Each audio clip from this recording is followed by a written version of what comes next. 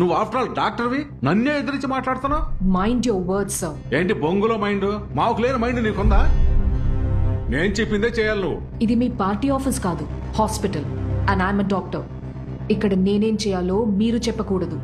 కాళిదాసు చెప్తే ఆ దేవుడు చెప్పినట్టే నేను చెప్పినట్టు చెయ్యి, లేదా చేసి ఎలా చెప్తాను. మీరు చెప్పేది వినడానికి నేను మీ కార్యకర్తని కాను.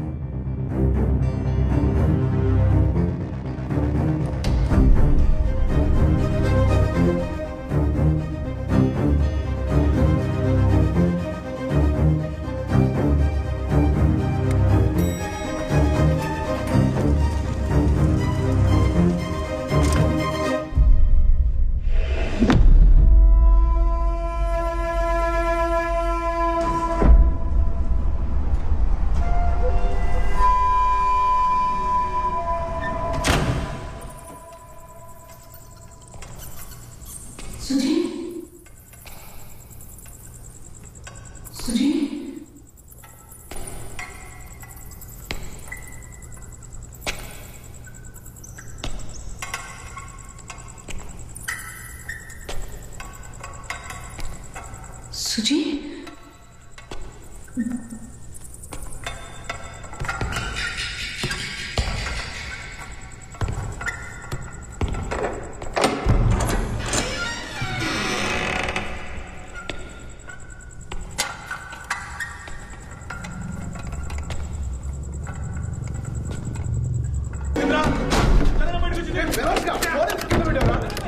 నువ్వెందుకు తలుపు తెరిచి వాళ్ళకి తెలుస్తా అంతే.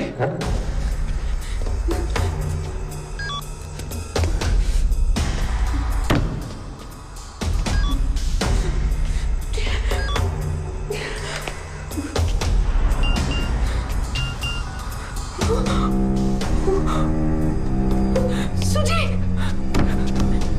నా కూతురు ఎక్కడ్రా?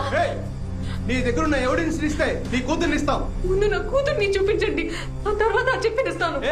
ముందు చిప్పు లేవు, తర్వాత నీ కూతుర్ని చూపిస్తాం. అన్నకు ఫోన్ చేయరా. అలాగే అన్న పాపను లోపల పంపించమన్నారా. చిప్పు చేతికి రాగానే దాని కూతుర్ని లేపేమన్నారు. ఆ చంటి పాప ఎవరు అన్న వివరాలను అధికారులు ఆరా తీస్తున్నారు. కాసేపు విరామం తర్వాత వార్తలు కొనసాగుతాయి.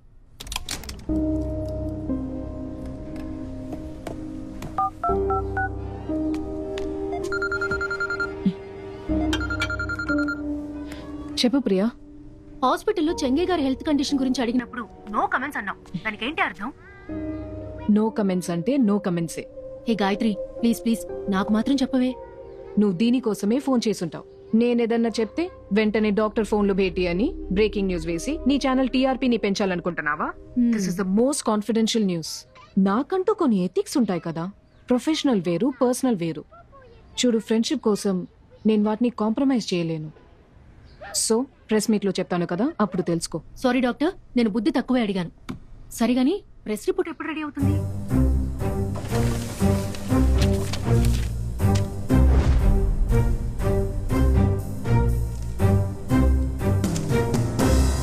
టీవీ వాళ్ళ దగ్గర దీన్ని చదవమనండి. ప్రెస్ కి దీన్ని రిలీజ్ చేయండి.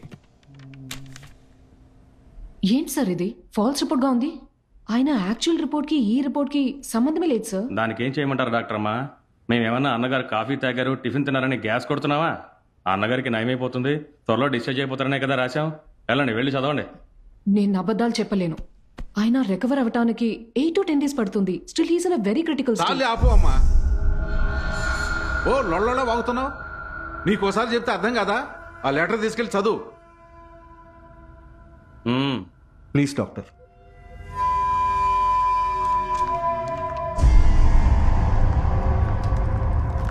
డాక్టర్, చెంగయ్య గారు ప్రమాద స్థితి నుంచి బయటపడ్డారా? అన్నగారు ప్రజలతో మాట్లాడతారా? ఆయన స్పృహలో ఉన్నారా? మేడం సార్ ప్రచారానికి వస్తారా? The answers are here. Doctor, Chengaiah garu treatment తీసుకుంటున్న ఫోటోస్ రిలీజ్ చేస్తారా? సారీ.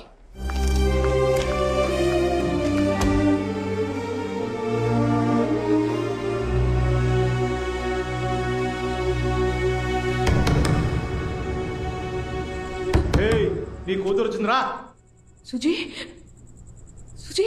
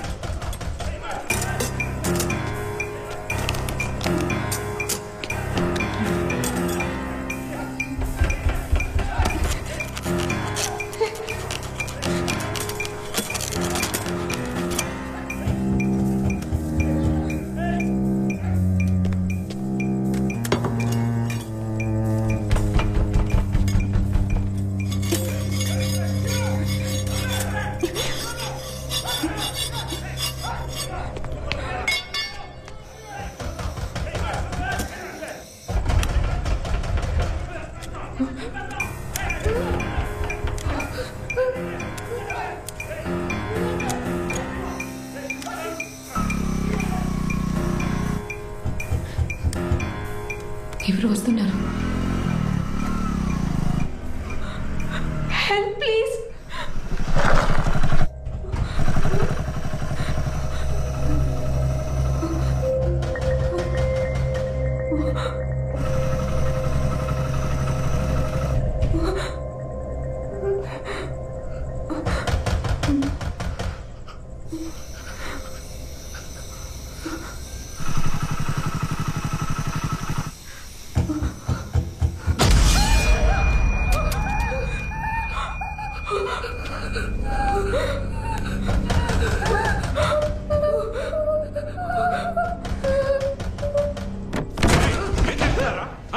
ఏం చేస్తున్నారా మీరు?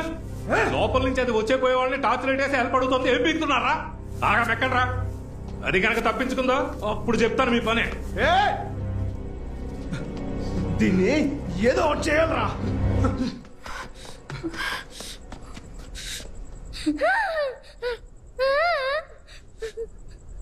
వాళ్ళకి కావాల్సిన ఇచ్చి నా దగ్గర ఉంది. అందుకే ఆ చిప్ నా దగ్గర ఉన్నంత వరకు మనల్ని ప్రాణాలతో ఉంచుతారు. అది వాళ్ళకి దొరికితే మనల్ని చంపేస్తారు.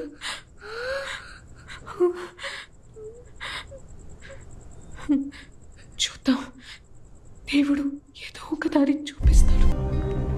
సీతారామరాజు చెంగయ్య గారి కొడుకు, ఓ లండన్ లో పెద్ద డాక్టర్. ఓకే.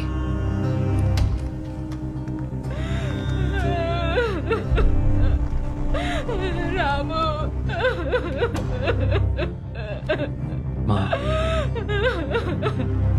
నిన్నటి వరకు బాగానే ఉన్నారా?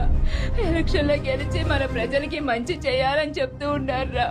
అధికార బాధ్యతల్ని యువకులకి ఇచ్చి పార్టీ బాధ్యతలు ఆయన చూసుకుంటారన్నారా?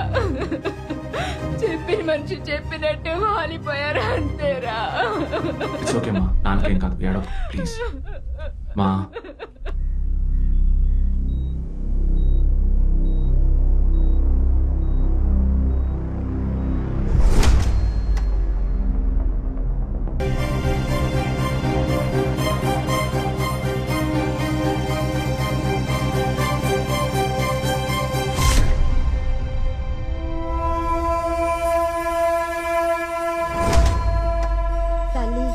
మా అన్నగారు 100 ఏళ్ల పాటు చల్లగా ఉండాలని మొక్కుకుంటూ ఈ నేలన్నం తింటున్నావు. కాపాడు తల్లి.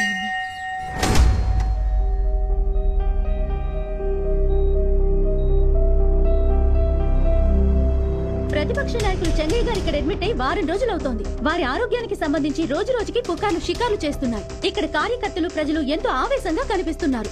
వివరాలకు థాంక్స్ కవిత. ఏపీలో శాసనసభ ఎన్నికలు రానున్న ఈ పరిస్థితిలో ప్రతిపక్ష పార్టీ అయిన ప్రజారక్షక సేవాదళ నాయకులు మరియు మాజీ ముఖ్యమంత్రి అయిన శ్రీ చెంగయ్య గారికి త్వరలోనే ఆ పార్టీ పూర్తి బలంతో ఎన్నికల్ని ఎదుర్కొంటుంది అని ఆ పార్టీ కార్యకర్తలు, ప్రజలు ఎదురుచూస్తున్నారు. విఘ్నేశ్వర, ఎలాగైనా మా అన్నగారిని కాపాడుతాను. నీకు 108 టెంకాయలు కొడతాను.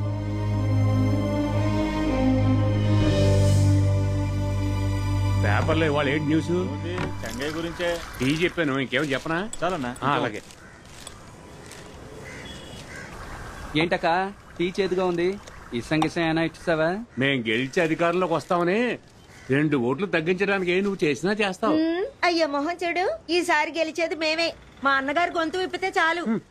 ఏంటి గొంతు లేవకే మీ అన్నగారికి చూపు తగిలించారు కదా. ఇక ఆయన బతికొచ్చి ప్రచారం చేసి ఆ తర్వాత గెలిచి ఇదంతా జరిగే పనేనా?